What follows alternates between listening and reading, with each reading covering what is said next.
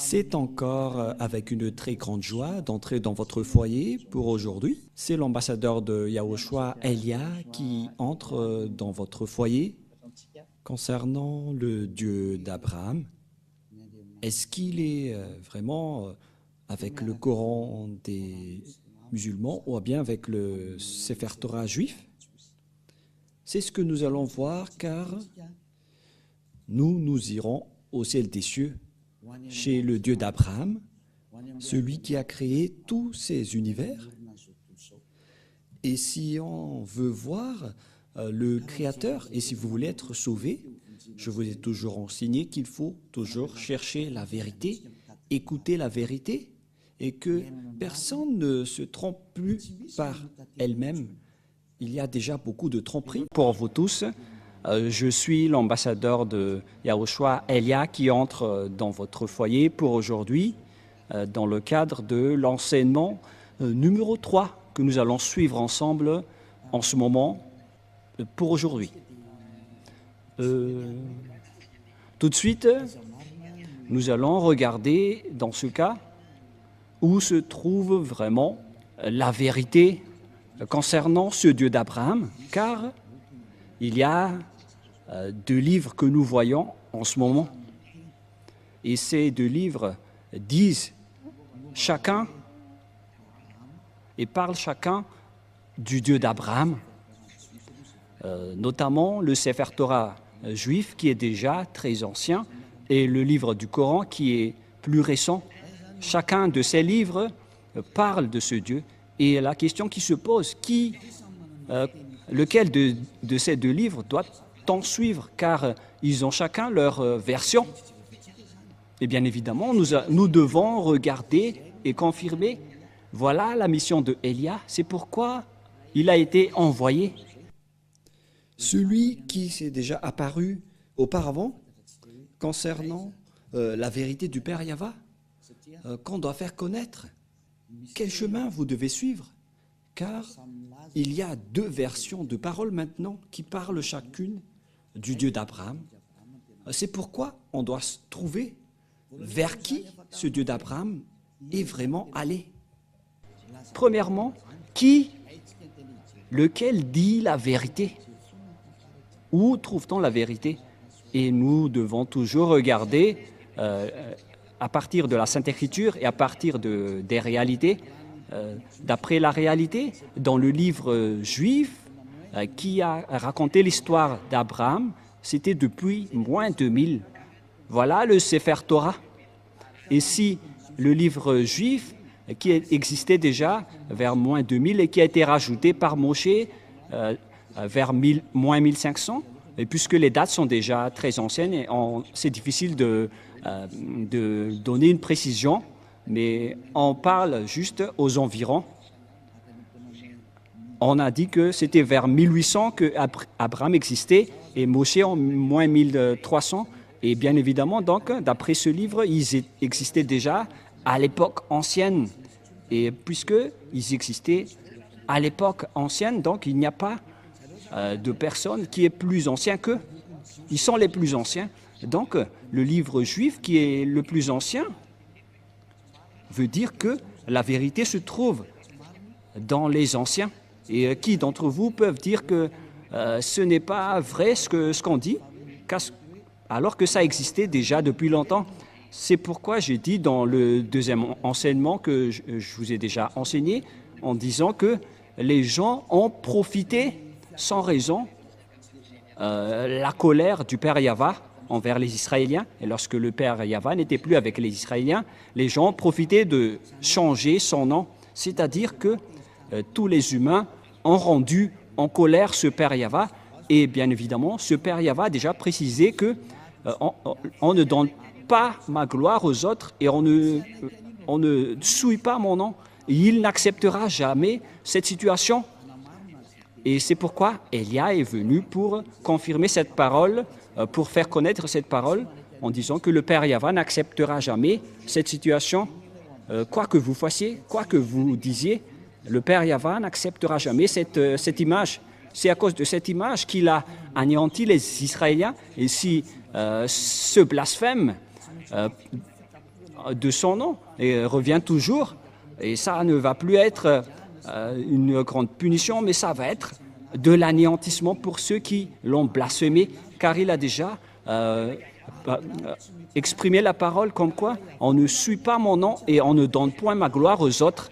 Et si c'est Yahva, son nom, donc on ne doit plus le changer. Et où va-t-on trouver l'original? On doit regarder le Sefer Torah juif, car c'est là-dedans qu'on a trouvé son nom. Et celui qui prononce ce nom comme l'ambassadeur de Yahushua, Elia, qui représente le Dieu Yahva sur votre planète Terre. Il dit que ceux qui sont avec ce Dieu prêché par Elia sont ôtés du péché, qui ne pêchent point et qui deviennent des hommes parfaits. Et voilà l'objectif de ce vrai Dieu pour transformer une personne en une personne parfaite qui ne pêche point et qui ne fait plus aucun mal. Et voilà l'objectif, car on voit bien qu'il n'écoute jamais les pécheurs. Voilà de 1. Mais je vais encore prouver à partir de la Sainte Écriture pour dire qu'il y a une ligne directive qui confirme cette situation. Et c'est pourquoi on prouve que ce Dieu est vrai, car son objectif, c'est de rendre une personne parfaite dans toute sa perfection. On parle d'une personne parfaite avec aucun problème, avec sa sainteté. Il s'agit d'une personne sainte, vraie et parfaite. Voilà l'objectif de ce Dieu d'Abraham, car c'est cette situation qu'il a rendu en guerre et en colère avec les gens. Et donc, si vous voulez le suivre, donc vous devez être parfaite. C'est une remarque qui est très logique. Et parce que si vous avez envie d'être parfaite, et tout le monde a envie de cela, ce n'est pas encore une réflexion, mais ça existe déjà sur votre planète Terre, les personnes qui ne pêchent point. Et c'est Elia que vous voyez en ce moment qui est le premier parmi cette personne. Et ceux qui ont suivi Elia ont vraiment été ôtés du péché et ne pêchent point. Et tous les habitants de la terre reconnaissent cela en ce moment. Ce n'est pas un jeu ou une blague, mais c'est le fait de montrer le grand amour du Père Yahva. Cette parole est bien claire et cette image est aussi bien claire. Qu'est-ce que nous voulons vous faire passer en tant que message à ce sujet-là? Et donc, nous devons toujours suivre les images et vous faire connaître ce que vous devez faire. Et donc, si on va regarder le livre d'Islam ou bien le Coran qui n'existait qu'à partir de l'année plus 600, c'était tardivement que ça a été existé. Et bien évidemment, si ce livre est arrivé récent, c'est-à-dire qu'il est arrivé trop tard. Et donc, s'il y a quelque chose qui est dit à propos de ce Dieu d'Abraham, bien évidemment, nous devons rectifier toujours que c'est l'original qu'on doit se référer. Alors que, en plus de ça, ceux qui sont avec ce Dieu d'Abraham, qui a envoyé le dernier prophète, alors que le Père Yahva a dit que vous devez écouter les prophètes israéliens selon le Père Yahva dans le livre du Deutéronome 18:15. Voilà ce qui est dit. Vous devez écouter les prophètes israéliens. Nous allons aborder tous ces sujets avant de suivre la vérité. Nous allons voir dans le livre de Deutéronome 18:15, dans la Sainte Écriture juive que nous allons regarder. Si vous avez remarqué, je n'ai pas encore sorti le Nouveau Testament jusque-là. On a toujours utilisé l'Ancien Testament pour vous prouver que personne ne peut contester ce Dieu d'Abraham qui était avec les Israéliens. Deutéronome 18:15. Voilà ce qui est stipulé dedans.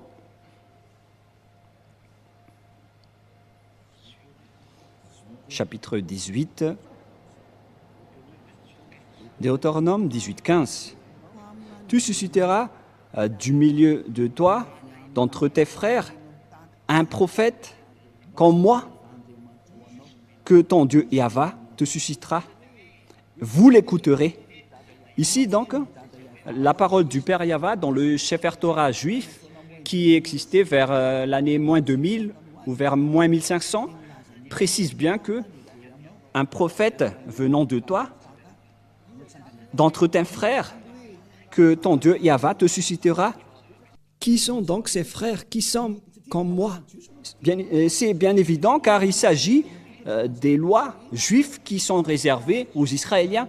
Et si la Sainte Écriture dit que ça doit être d'entre tes frères comme moi, donc on parle alors des Israéliens ou bien des Juifs, parce que la parole de Dieu le précise dans Exode 19, qu'il faut déclarer aux Israéliens ses lois et ses commandements, c'est-à-dire la parole dans Deutéronome 18:15 va être révélée aux Israéliens et les frères.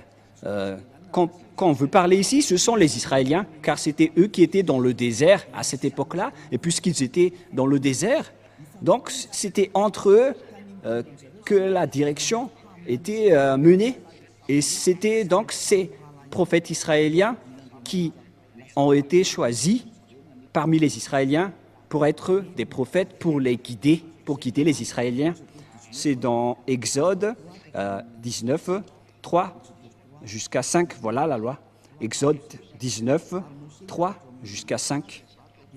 Moshe monta vers Dieu et Yahva l'appela du haut de la montagne en disant « Tu parleras ainsi à la maison de Jacob et tu diras aux enfants d'Israël, vous avez vu ce que j'ai fait à l'Égypte et comment je vous ai porté sur des ailes d'aigle et d'amener vers moi. » Verset 5. Maintenant, si vous écoutez ma voix et si vous gardez mon alliance, vous m'appartiendrez entre tous les peuples, car toute la terre est à moi. C'est bien évident, donc ici la parole, que ça a été révélé aux Israéliens.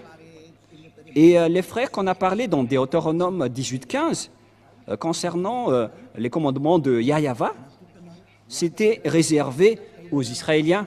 Et les frères qu'on veut parler ici, ce sont des frères israéliens et les personnes concernées dans le Deutéronome 18:15, car ce sont des lois pour les Israéliens, donc ce sont uniquement les Israéliens qui doivent les observer, mais pas les autres nations. Les autres nations sont interdits d'entrer pour dire que ça nous concerne. Vous ne devez pas faire ça car les 10 commandements et les lois de Moïse sont réservés aux Israéliens. C'est bien clair que vous ne devez pas les contester. Et donc les prophètes qu'on doit croire, selon le Père Yahva, ce sont les prophètes israéliens.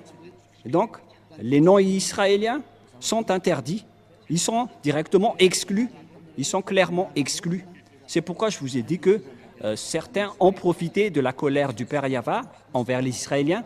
Lorsque le Père Yahva s'est séparé des Israéliens, ils ont profité pour contourner, pour changer les paroles et le nom. Et ce qui est triste, c'est que plusieurs personnes ont été trahies par cette image. C'est pourquoi je vous ai dit, ça suffit. Votre anéantissement va arriver. C'est pourquoi Élia est arrivé. Il vous sauve dernièrement parce qu'on ne peut plus retenir cette situation. On doit vous sauver une dernière fois. Et tant que la parole circule, sachez que c'est de l'amour. C'est pourquoi je vous dis que revenez maintenant, car le Père Yahva ne tolère plus. Soit vous suivez Élia, qui est la meilleure situation, mais si vous ne me suivez pas, alors assumez les conséquences. Mais c'est pareil, comme en ce moment, ce que les Israéliens ont subi, c'est parce qu'ils ont appelé d'autres dieux, et le Père Yahva était gravement en colère. Et ça a fini par un grand danger. Et ils n'ont plus connu ce Dieu. Et après, les autres faux noms se sont apparus. C'est pourquoi Élia vous dit que c'est de l'amour pour vous faire revenir vers votre Créateur, qui s'appelle Yahva. Et l'objectif, c'est que vous ne péchez point, vous devenez des hommes parfaits. Et donc, le dernier prophète, puisqu'on parle de prophète, le dernier prophète s'appelle Yahushua. Il est le dernier prophète israélien. Et ce dernier prophète israélien a sorti les commandements comme quoi un homme doit se marier avec une seule femme et une seule femme doit épouser un seul homme. Et donc, si vous vous mariez avec deux, plusieurs, donc c'est interdit car vous transgressez directement la loi du Dieu d'Abraham.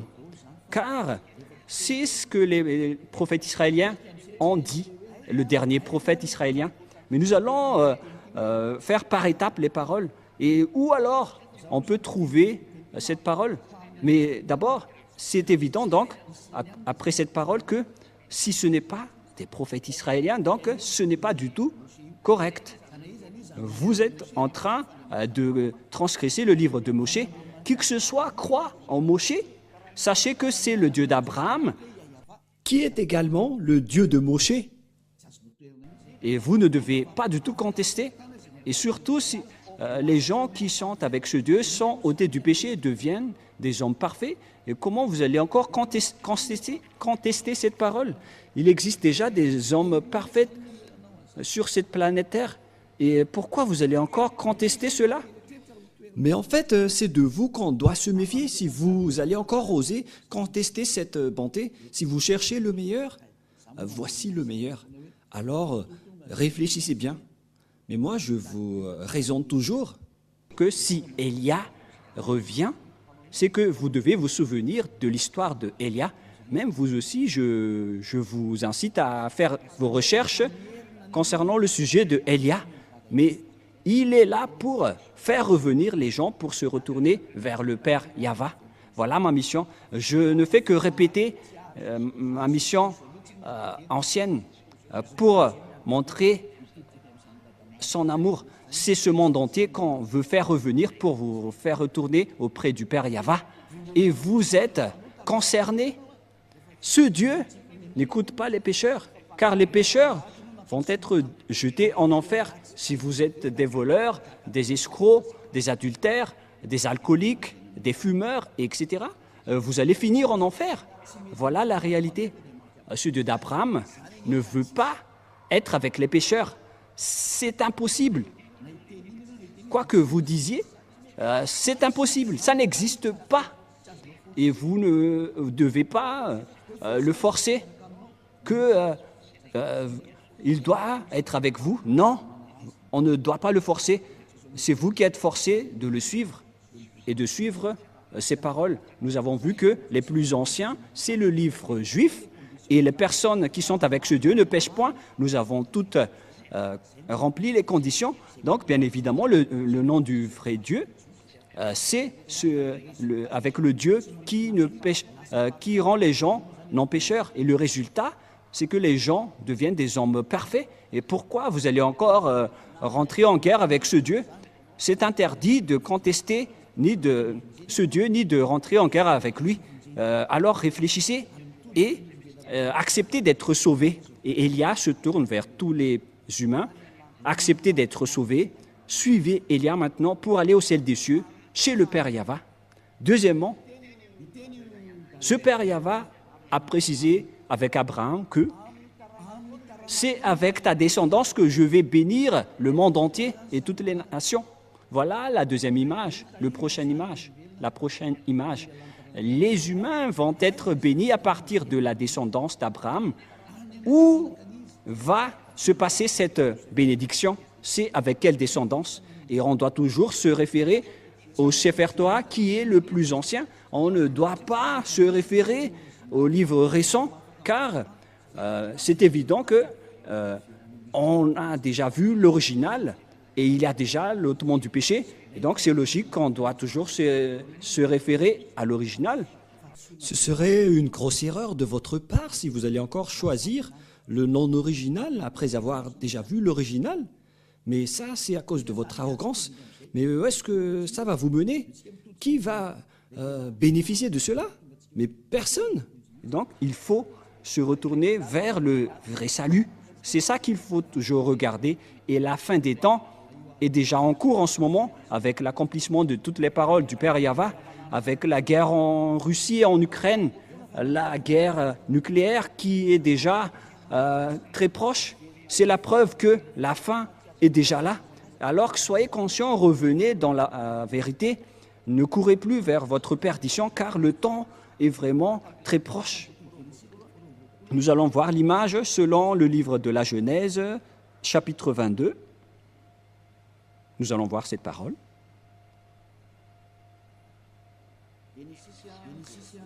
Genèse, nous allons voir un peu, chapitre 22, verset 18. Genèse, chapitre 22, verset 18. Voilà ce qui est dit. Ah, j'ai ouvert l'Exode. Il s'agit du Genèse 22, 18. Allons-y. Toutes les nations de la terre seront bénies en ta prospérité parce que tu as obéi à ma voix. Il existe donc une bénédiction pour toutes les nations à partir de la descendance d'Abraham, que ça existe. Et où est allée donc cette bénédiction pour toutes les nations? Et bien évidemment, car il existait déjà la parole que Dieu a fait en accord, en disant que cette descendance d'Abraham va être esclave pendant plus de 400 ans. Les Israéliens vont être rendus en esclaves pendant 400 ans dans la terre de dans la maison et la terre de leur servitude. Voilà pour la descendance d'Abraham. Et il n'y a aucune descendance d'Abraham qui ont été devenus esclaves pendant 400 ans, à part la descendance d'Isaac, parce que il y avait deux descendances d'Abraham, la descendance d'Isaac et sa descendance d'Ismaël. L'autre descendance venant de Sarah et l'autre avec son deuxième épouse qui s'appelle Agar, qui n'est que sa servante. Selon la Sainte Écriture, on précise bien que c'était son esclave, parce qu'on doit toujours stipuler ce qui est dans la Sainte Écriture du Sefer Torah. Et son autre épouse est de la même descendance que lui. Voilà la réalité qui existe dans la Sainte Écriture. Et selon la Sainte Écriture, cette descendance qu'on va rendre en esclave, ce n'est autre que la descendance d'Abraham, d'Isaac, et qui a suivi avec la descendance de Moshe. Et la descendance de Moshe vient de la descendance d'Isaac. Et après, c'était transmis à la descendance de Jacob avec les 12 tribus d'Israël, notamment le tribu de Lévi, où est sorti Moshe et Aaron récemment. Et c'est avec cette descendance de Moshe qui a guidé les Israéliens en sortant de l'Égypte, car les Israéliens ont été rendus esclaves pendant 400 ans. Nous allons voir donc la Sainte Écriture dans le Sefer Torah juif pour la bénédiction de toutes les nations, dans Genèse chapitre 15. Nous allons lire à partir du premier verset. Nous allons voir ici l'esclavage des Israéliens. À partir du verset 1, après ces événements, la parole de Yahva fut adressée à Abraham dans une vision, et il dit, « Abraham, ne crains point, je suis ton bouclier, et ta récompense sera très grande. » Donc il a dit, ne crains point, je suis ton bouclier et ta récompense.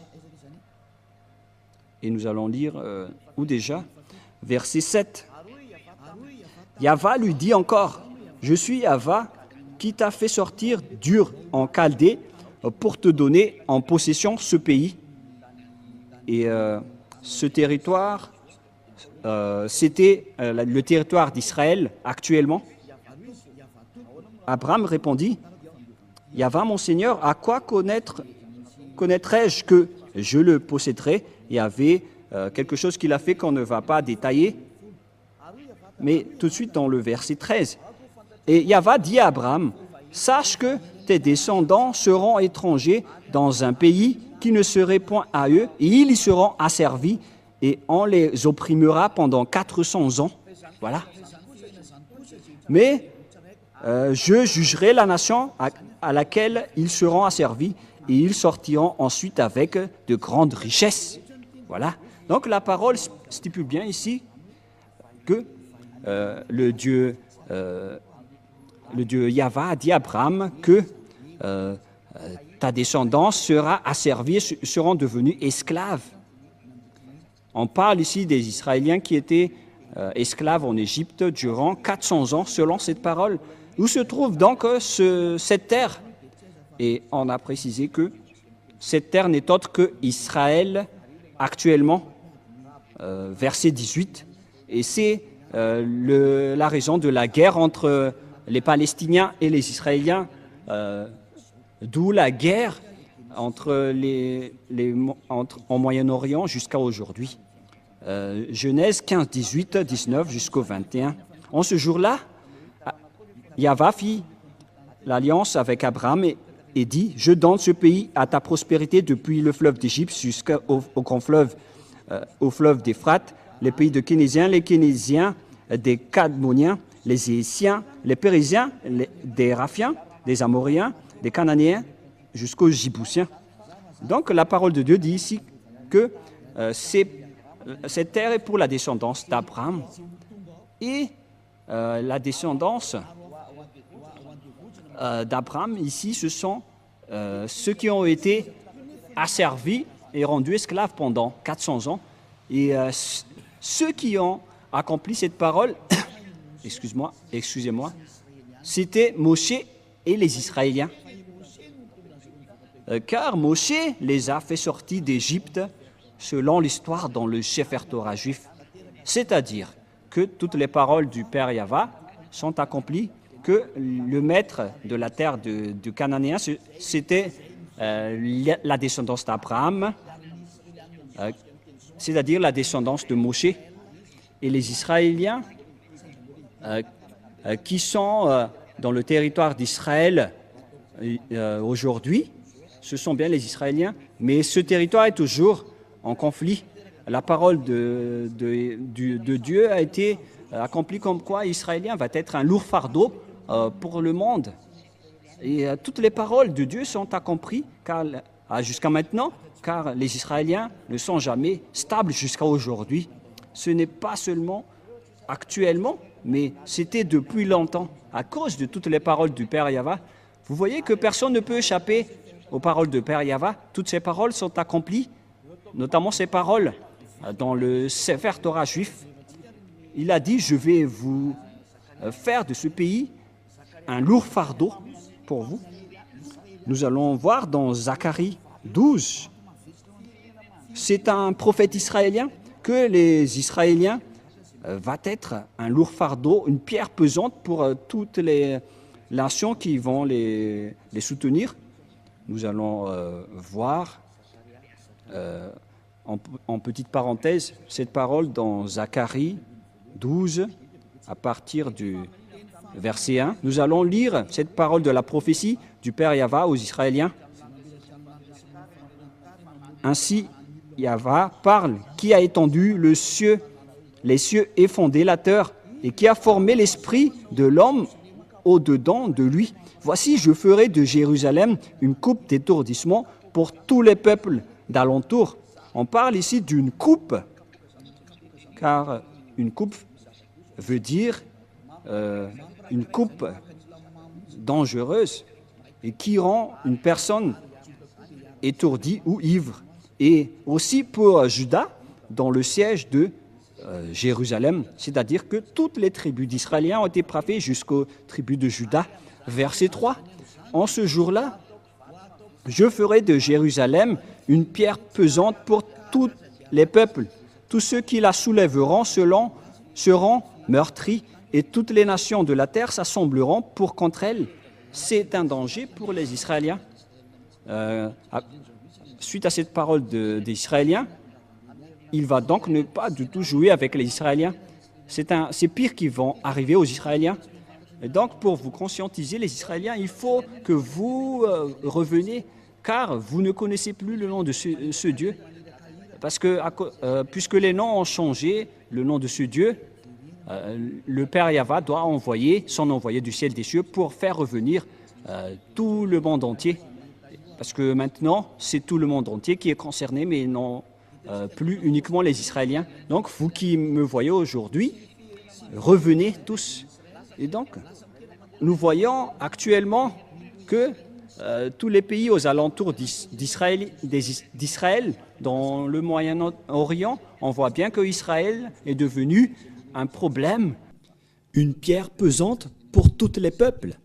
Nous allons parler encore de ce sujet prochainement, mais voilà, donc avec cette image, on précise bien que personne ne peut contester la parole du Père Yahva, du Dieu d'Abraham. Toutes ces paroles doivent être accomplies. Et son nom, son vrai nom, c'est Yahva, un nom qui délivre du péché. Et nous allons voir donc la parole qui précise que c'est Moshe qui a accompli cette mission. C'est Moshe qui les a fait sortir d'Égypte, selon la Sainte Écriture que nous allons également voir. Nous allons donc voir les paroles qui disent que c'est Moshe qui les a fait sortir de là-bas. Et puisque c'est Moshe qui les avait sortir de là-bas, et tout est accompli concernant la parole qui dit qu'on va les faire sortir de leur maison de servitude, parce qu'ils ont été déjà esclaves depuis 400 ans. Et si on parle des Israéliens, c'est-à-dire que ce Dieu va bénir ce monde entier avec cette descendance. La bénédiction, donc, va suivre cette descendance qui a été asservie pendant 400 ans. Et c'était uniquement les Israéliens qui ont été asservis pendant 400 ans. Ce n'est pas les Chinois, les Malagasy, les Africains ni les Japonais qui ont été asservis. C'était les Israéliens qui ont été asservis ou rendus esclaves pendant 400 ans. Et nous allons voir cette parole selon la Sainte Écriture. Nous allons le chercher rapidement. C'est dans Exode que nous allons lire ensemble. Exode, chapitre 4, verset 19 jusqu'au verset 23. Exode 4. Exode 4, verset 19 jusqu'au verset 23. Nous allons aussi donc voir ici qui était vraiment asservi en Égypte. Et après, Moshe est entré en scène pour les sauver selon l'ordre du Père Yahva. Exode 4, 19 et 3. Yahva dit à Moshe en Médian, « Va, retourne en Égypte » parce qu'il n'était plus en Égypte à ce moment-là, car il a fui les Égyptiens et il s'est enfui vers le territoire de Madian. « Va, retourne en Égypte, car tous ceux qui en voulaient à ta vie sont morts, car il a été persécuté par les Égyptiens. » Moshe a pris sa femme et ses fils, les fit monter sur des ânes et retourna dans le pays d'Égypte, et il prit dans sa main la verge de Dieu. Il a pris une verge dans sa main avec laquelle il a fait des miracles venant de Dieu. Voilà, verset 21. Yahva dit à Moshe, en partant pour retourner en Égypte, vois tous les prodiges que je mets en ta main, tu les feras devant Pharaon, et moi j'endurcirai son cœur, et il ne laisserait point d'aller le peuple. Tu diras à Pharaon, ainsi parle Yahva, Israël est mon fils aîné, mon premier-né. Je dis, laisse aller mon fils pour qu'il me serve. Si tu refuses de le laisser aller, voici, je ferai périr ton fils, ton premier-né. Voilà, donc ici, la parole précise bien que c'est Moshe qui a été envoyé pour faire sortir les Israéliens depuis l'Égypte. C'est confirmé alors que c'était eux qui ont été asservis en esclaves pendant 400 ans. Et donc, la descendance qui peut porter cette bénédiction de Dieu, selon le livre du Sefer Torah juif, qui est l'original, c'est la descendance d'Abraham, la descendance de Moshe, Et si vous croyez au Moshe, donc vous devez croire à cela, vous ne devez rien contester, puisque Moshe et Abraham ont appelé un seul Dieu, donc vous ne devez rien contester. Si vous niez Moshe, donc vous devez nier Abraham également, alors que personne ne peut nier Abraham. Et nous allons aussi voir la suite de cette parole selon toujours le livre de Exode, versets 1 et 2. Exode chapitre 5, versets 1 et 2. Allons-y, nous allons lire. Moshe et Aaron se rendirent ensuite auprès de Pharaon et lui dirent « Ainsi parle Yahva, le Dieu d'Israël. Laisse aller mon peuple pour qu'il célèbre au désert une fête en mon honneur. » C'est Moshe donc qui vont les faire sortir vers le désert. Pharaon répondit « Qui est Yahva pour que j'obéisse à sa voix en laissant aller Israël? Je ne connais point Yahva, je ne laisserai point aller Israël. » Voilà. Ils dirent « Le Dieu des Hébreux nous est apparu. Permets-nous de le faire 3 journées de marche dans le désert pour offrir des sacrifices à Yahva, afin qu'il ne nous frappe pas de la peste ou de l'épée. » Et le roi d'Égypte leur dit « Moshe et Aaron, pourquoi détournez-vous le peuple de son ouvrage? Allez à vos travaux. » Et ici, voici, ce peuple est maintenant nombreux dans le pays, et vous lui feriez interrompre ses travaux. Donc Moshe n'a pas du tout accepté ici, et la guerre a été déclarée. Ils ont montré leur autorité et leur puissance. La puissance de Moshe, c'est d'affronter avec la puissance du Pharaon qui n'a jamais défié l'autorité de Moshe, car c'est ce Dieu qui a créé le ciel des cieux, la terre et tout le reste. Comment contester ce Dieu qui a aujourd'hui envoyé Élia? C'est ce Dieu qui a discuté avec Abraham et avec Moshe. C'est ce Dieu qui a envoyé Élia pour que les gens ne pêchent point, car c'est ce Dieu qui n'aime pas les péchés, et il tient sa parole, et on ne joue pas avec ce Dieu d'Abraham, c'est évident. C'est pourquoi le salut est arrivé pour nous. Alors sachez, écoutez, car la fin est là, que chacun sauve sa peau. N'acceptez plus les autres, regardez la vérité, car l'objectif, c'est d'être parfait. Si vous n'êtes pas parfait, vous n'irez jamais au ciel des cieux, car ce Dieu d'Abraham est un Dieu très saint. Il est le propriétaire de là-bas. Et si vous êtes pécheur, n'espérez pas du tout aller là-bas. Vous avez été trompé, car ce Dieu est un Dieu très saint. Et donc, si vous voulez le suivre, vous devez être ôté du péché. Aucune personne, ni aucun Dieu n'a jamais arrivé à délivrer du péché sur cette planète Terre. C'est lui seulement qui a réussi cela. Il est arrivé aujourd'hui pour vous sauver. Alors, sachez écouter la parole. Voilà donc la parole à ce sujet. Nous allons voir, est-ce que cette parole a été réelle ou pas? C'est bien, ça a été accompli. Et nous allons voir encore dans Exode chapitre 12. Nous allons voir dans Exode 12, où se trouve cette parole déjà.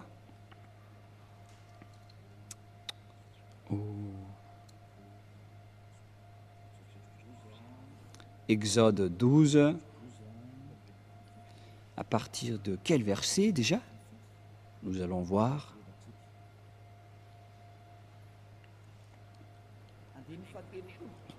À partir du verset 30, nous allons lire Exode 12, verset 30. Et Pharaon se leva de nuit, lui et tous ses serviteurs et tous les Égyptiens, et il y eut de grands cris en Égypte, car il n'y avait point de maison où il n'y eut un mort, selon donc la parole du Père Yahva, que je vais tuer ses fils aînés, puisqu'il ne vous a pas laissé sortir, donc je vais tuer tous ses fils aînés. Et verset 31, dans la nuit même, Pharaon appela Moshe et Aaron et leur dit « Levez-vous, sortez du milieu de mon peuple vous et les enfants d'Israël allez servir Yahva comme vous l'avez dit. C'est dans le verset 31 et 32. Prenez vos brebis et vos bœufs. Prenez vos brebis et vos bœufs, comme vous l'avez dit. Allez et bénissez-moi. Et les Égyptiens pressaient le peuple et avaient hâte de le renvoyer du pays, car ils disaient « Nous périrons tous ». Verset 34. Le peuple emporta sa pâte avant qu'elle fût levée. Ils envelopperont les pétrins dans leurs vêtements et les mirent sur leurs épaules. Les enfants d'Israël firent ce que Moshe avait dit, et ils demandèrent aux Égyptiens des vases d'argent et des vases d'or et des vêtements. Et Yahva fit trouver grâce au peuple aux yeux des Égyptiens, qui se rendirent à la demande, et ils se dépouillèrent. Ils dépouillèrent les Égyptiens. Les Israéliens sont devenus riches car ils ont accaparé toutes les richesses des Égyptiens. Et ces derniers aussi ont donné tout car ils avaient peur. Et les Israéliens ont supprimé les Égyptiens. Ils n'avaient plus rien. Et les Israéliens sont devenus très riches, selon la parole du Père Yahva, en disant que je vais vous rendre très riches. Voilà. Verset 37, les enfants d'Israël partirent de Ramsès pour Sukkot, au nombre d'environ de 600 000 hommes de pied, sans les femmes. Une multitude de gens de toute espèce montèrent avec eux. Ils avaient aussi des troupeaux considérables de brebis et des bœufs, mais ces derniers n'ont pas fait des contrats avec les Israéliens, car les commandements étaient réservés aux Israéliens. Ils firent des gâteaux cuits sans levain, avec la pâte qu'ils avaient emportée d'Égypte et qui n'était pas encore levée, car ils avaient été chassés d'Égypte sans pouvoir tarder et sans prendre des provisions avec eux. Le séjour d'enfants d'Israël en Égypte fut de 400 ans. C'est une date approximative, mais la date réelle, c'est 430 années, selon la parole du Père Yahva. Et au bout de 400 ans, le jour même, toutes les armées de Yahva sortirent du pays de l'Égypte. Voilà. Donc, c'est évident que d'après cette image, on précise bien que c'était vraiment les Israéliens qui ont été asservis en esclaves en Égypte. Et c'était Moshe qui les ont guidés. Et le prophète qui les ont guidés, c'est un prophète israélien. Et donc, si ce n'est pas un prophète israélien, donc ça nie la parole du Père Yahva qui délivre du péché. On a vu ça dans le Sefer Torah juif qui est le plus ancien, car on a vu là-dedans le nom Yahva et tous ceux qui le suivent ne pêchent point et deviennent parfaits, comme Élia qui a vraiment été envoyé par ce Dieu Yahva. C'est pourquoi je vous dis toute cette bonté pour vous faire revenir, pour le suivre. Courez maintenant pour le suivre, car il est revenu. Mais vous ne pouvez plus jouer avec lui. Il est venu pour anéantir et détruire tous les faux dieux. Ça suffit pour, avec ces tromperies. Il y avait déjà beaucoup de gens qui ont été perdus et péris en enfer et dans les temps de feu. C'est la période du salut. Alors n'acceptez plus les choses bizarres, car Élia est en train de vous donner toutes les preuves. On vous a prouvé le vrai livre qu'on peut trouver, ce Dieu d'Abraham. C'est le Sefer Torah juif. Mais tout le reste ne sont pas du tout fondés. Ils ne disent pas la vérité. Pourquoi? Car les conditions que je vous avais dit ne sont pas dedans. Notamment les descendants qui ont été asservis pendant 400 ans, c'était les Israéliens. Et les prophètes doivent être des prophètes israéliens. Et les descendants qui vont hériter de la terre des Cananéens, c'était également les Israéliens qui sont encore là jusqu'à maintenant. C'est bien évident, alors qu'on ne peut rien contester à ces paroles. Le Dieu d'Abraham, c'est Yahva qui est le vrai Dieu. Et c'est stipulé dans le Sefer Torah juif. Et là est arrivé pour vous dire de suivre cette parole. Mais ce qui est triste, c'est que ce sont les Israéliens qui sont les propriétaires de cette parole, qui ont osé piétiner cette parole du Père Yahva. C'est pourquoi on les a exclus et jusqu'à maintenant, ils n'ont plus la force de tenir cette parole. Dieu les a abandonnés. Et c'est pourquoi on a envoyé Élia pour faire revenir tout le monde, pour dire que le Dieu d'Abraham, Yahweh, est immortel. Et sa parole aussi est immortelle. Et le moment est revenu, est arrivé aujourd'hui pour faire revenir toutes les personnes auprès de ce Dieu, Père Yahweh, et tous ceux qui sont avec lui sont ôtés du péché et deviennent des personnes parfaites. Et d'ailleurs, la dernière parole du dernier prophète israélien, qui est Yahushua, il a dit que un homme doit se marier avec une seule femme. Mais si vous êtes polygame, si vous vous mariez avec plus d'une personne, ce n'est pas juste. Et c'était ça, avec ça aussi que ce Dieu a créé les humains depuis le livre de Genèse, de la Genèse. C'est un homme pour une seule femme. Sinon, vous ne serez pas du tout parfait. Et tout ça, on vous montre pour démontrer la vérité. Si vous êtes vraiment avec ce Dieu d'Abraham, sachez qu'il ne fait pas du tout souffrir les personnes.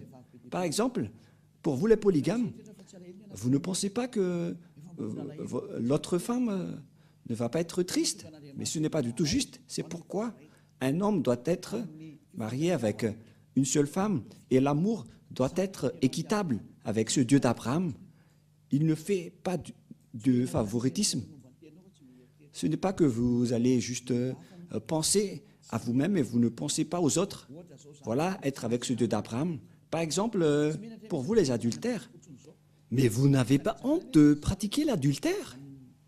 Parce que le fait de se marier avec les femmes des autres, c'est de l'adultère, alors que c'est vraiment nombreux aujourd'hui. Tous ces genres d'images montrent que vous n'êtes pas parfaite. Vous qui dites des gros mots, vous qui trompez les gens, vous les escrocs, les menteurs, les trompeurs, ça vous rend tous imparfaits. Mais les gens avec Élia ne font plus cela.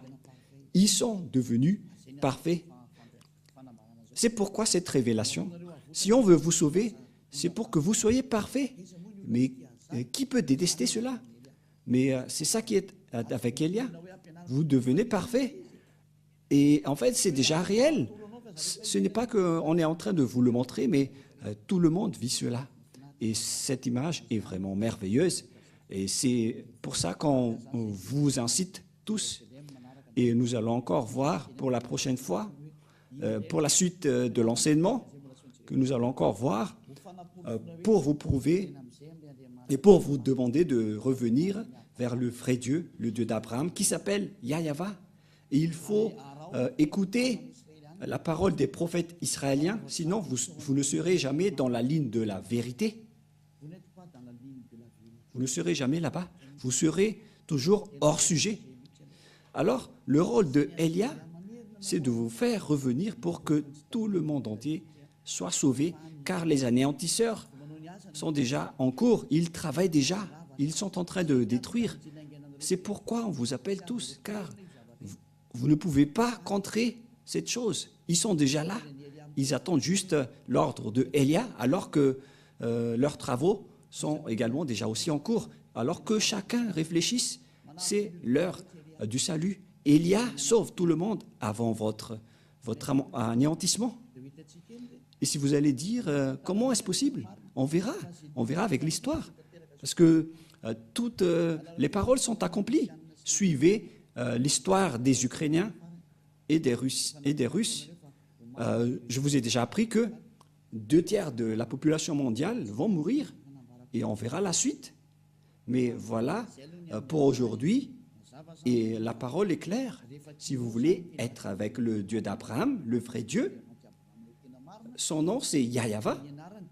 Et c'est dans le livre du Sefer Torah que vous devez le voir. Il est le plus ancien et ceux qui sont avec lui ne font plus aucun mal et deviennent parfaits. Et donc, voilà, à vous de choisir, de suivre ce Dieu d'Abraham et suivez Élia à partir de maintenant. Élia est là pour vous sauver, pour vous porter secours, pour que vous deveniez des hommes parfaits et vous n'aurez plus rien à craindre concernant la vie éternelle, car c'est la vie éternelle, c'est d'aller vers le Dieu d'Abraham qui s'appelle Yahweh. Nous allons prier ensemble.